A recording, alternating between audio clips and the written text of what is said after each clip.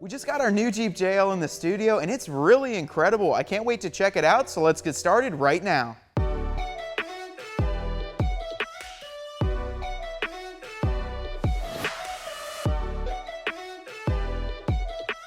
As much as the JL model has been updated, there's still a lot of cues in this Wrangler that let you know it's a true Jeep. The grille on the new JL Wrangler resembles that of the first civilian Jeep released to the public. The 1941 Willys Jeep featured 9 slots and smaller headlights, but in order to pass federal regulations, they had to increase the headlight size and therefore notch out the first grille slots on either side and reduce them by 2. That's where you get the 7-slot grille, which we still find today.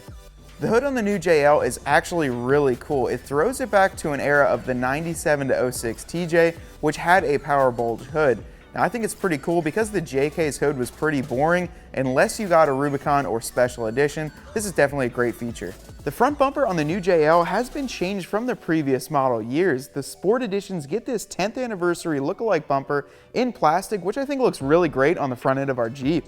Where the rubber hits the road on our new JL, we're happy to find a new set of light gray wheels, which remind me of the Rubicon Recon wheels. They're wrapped in a set of Bridgestone Dueler ATs, which are going to be great on the highway and on the trail. Moving on behind the fender is a completely redesigned set of fender panels. They feature a vent in here to let out some of the pressure under the hood and release some of the hot gases. The windshield has been raked back about 7 more degrees and folds down a lot more easier than the JK. It's going to give you better aerodynamics and more miles per gallon. The cowl panel on the JL has been completely redesigned to feature a new black plastic piece and an easier way to remove your windshield wipers. If you notice around the corner of the windshield bolts have been removed. This allows the windshield to fold down a lot more easily. Unfortunately, it looks like it might be a little bit more difficult to mount lights, but we'll have to wait and see. One of the most prominent features about the new JL is this body line. It runs down the entire side of the Jeep, and I think it looks really neat, plus it brings back some of that TJ era styling. Along with that body line, you can see that the door handles have been redesigned, even the mirrors, and then all the way down to these new hinges have been completely changed from the previous model.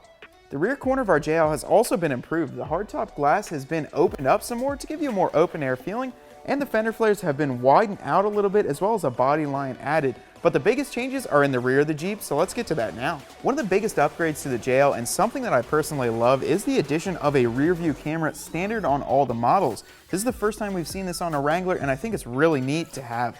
The new third brake light on the JL has been redesigned as well. I think it looks really clean, plus it wraps around a little bit better. Doesn't look like an awkward post as it was on the JK. Jeep has really designed the bottom to the top of this JL to be completely different than the JK, sometimes in more subtle ways than others. In the taillight, you can almost see the resemblance of the JK from the top part being this red, and then the lower quarter here being the reverse light. Around the edge, there is a reflective section, which is new, as well as the way that it wraps around along the curves of the body.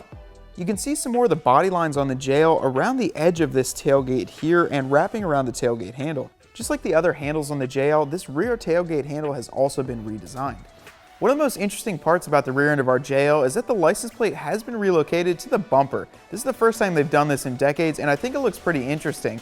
We're used to seeing this in the Euro spec models, so to have it in the US is kind of a big change. Perhaps one of the biggest changes on the JL is the interior, and I really love it. They've really modernized the whole interior, and changing from the JK, they've removed that center section, which kind of found its way into Jeep since the TJ era. The original CJ had sort of an all-flush dash area, and they've really done that with the JL. They've kept the gauges and the air vents right on the dash. It looks really flush and really clean. All of these soft touch buttons here allow you to control your heated seats, steering wheel, even your front and rear defrost. All your control systems are really nice and they feel great to the touch. Now, as far as the head unit, this is really something that I wanted to see in the new JL. It's nice to touch, it's easy to use, and it's a complete update from the old JK Wrangler. Another feature I like about the JL is the steering wheel. It's been completely updated from the JK, but there are some familiarities with it.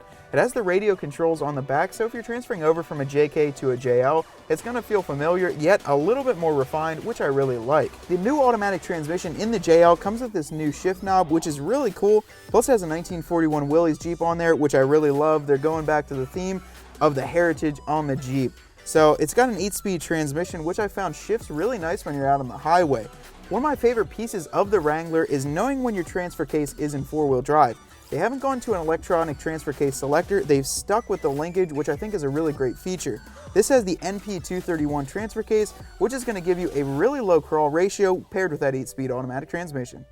The new gauge cluster on the JL has been completely updated. The tach is still on the left, speedometer is on their right, but they're really crisp and completely LED. The center information center is really awesome. It gives you things like your compass direction, your vehicle temperature, and all sorts of other tips and tricks on how you're driving. I really like this system, and I think it's a great upgrade compared to the JK. And that concludes my review of the new JL Wrangler. This thing is absolutely incredible. It's completely different from the last Jeep, and we can't wait to start modifying it. Now, to stay up to date on all of our videos, which we plan on doing, including a driving review, make sure you subscribe to our CJ Off-Road YouTube channel.